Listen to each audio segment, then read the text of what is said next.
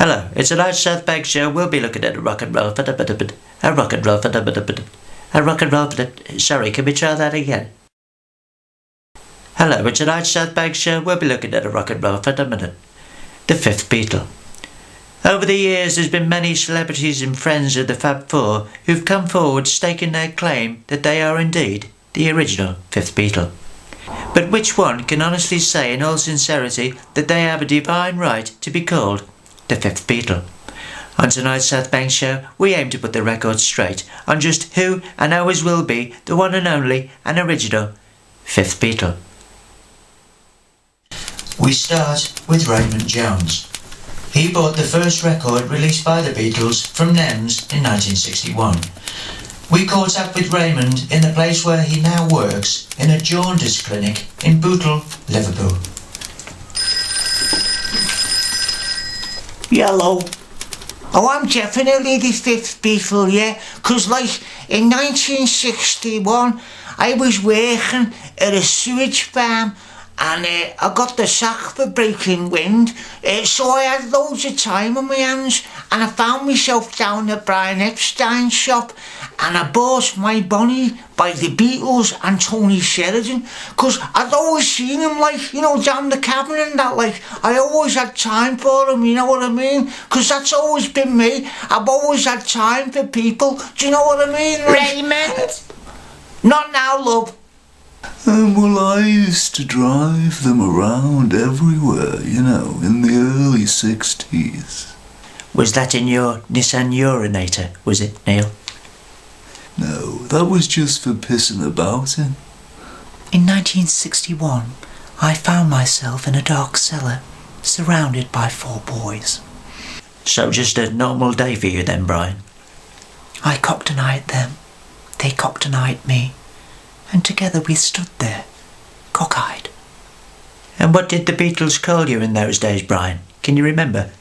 Yes, they called me Mr. Granted. And how did that make you feel? Well, I hated being taken for granted. Yes, well, I am the Fifth Beatle, you know, without a shred of a doubt. And I remember when the boys first came to me in 1962, they didn't really know how the music scene worked. I remember they used to sing country and western songs backwards, you know, so that they had a happy ending. And but they were pretty naive. Can you remember the first song that they ever presented to you, George?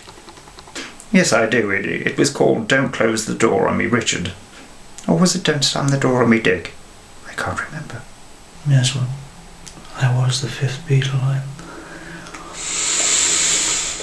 I was the Beatles' motivator. I was there to make sure that they got to move on with things, and I was there to just give them a kick up the backside.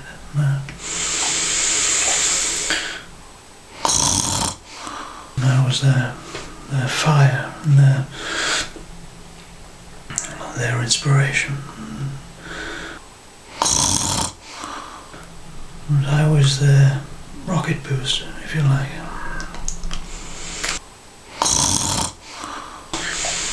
So, in that respect, I was the Fifth Beatle. Well, I was always very close to John.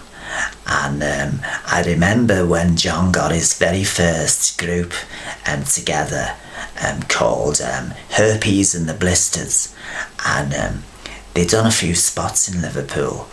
And it was through that, you know, and being close to John that I became friendly with everybody else. And I became so friendly with John that I gave him his own column. What, you mean like the one Nelson's got? No, I mean in my newspaper, Mersey Beat. And I remember the time I went to Mimi's house because Cynthia had Julian, and I think he was about 1 year old. And I went there and I said to John, "Is he teething?" And John said, "Yeah, he's had a watch, a radio, and a wallet.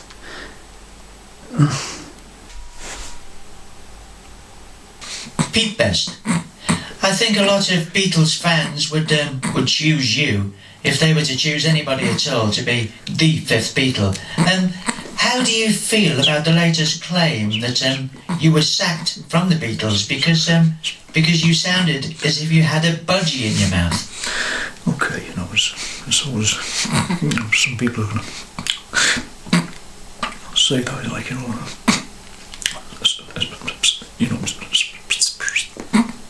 Oh, I was the fifth Beatle, yeah. I still am, yeah. Well, I was there, wasn't I? I was there in 1995. I produced Free as a Bird, yeah. So I'm the fifth Beatle, yeah.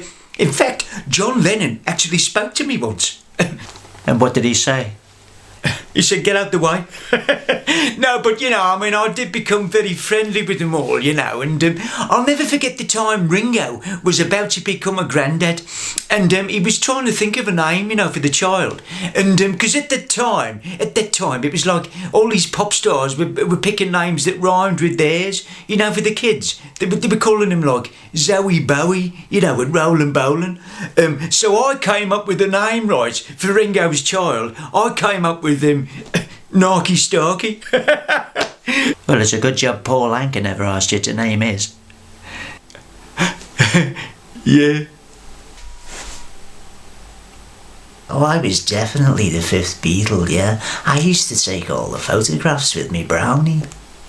Your brownie? Do you mean your camera? No, she was my girlfriend. She was in the brownies. I was a Boy Scout. I was always a fifth Beatle. We used to communicate across the Atlantic. We had like a telepathic thing going there. Yeah, and then we come out with Beach Boys Party. They used to come out with Revolver.